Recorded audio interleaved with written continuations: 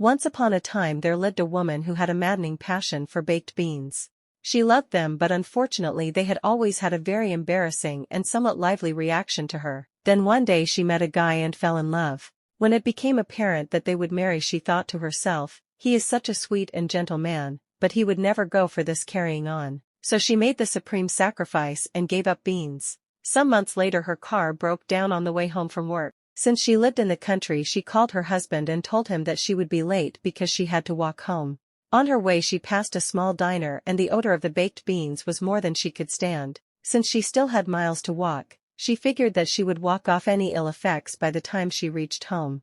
So, she stopped at the diner and before she knew it, she had consumed 3 large orders of baked beans. She putt-putted all the way home, and upon arriving home she felt reasonably sure she could control any lingering effects. Her husband seemed excited to see her and exclaimed delightedly, "Darling, I have a surprise for dinner tonight." He then blindfolded her and led her to her chair at the table. She seated herself and just as he was about to remove the blindfold from his wife, the telephone rang. He made her promise not to touch the blindfold until he returned. He then went to answer the phone. The baked beans she had consumed were still affecting her and the pressure was becoming almost unbearable. So while her husband was out of the room she seized the opportunity, shifted her weight to one leg and let it go. It was not only loud, but it smelled like a rotten egg gone worse. When her husband returned, he instructed her to remove her blindfold, and when she did, 50 people around her said surprise.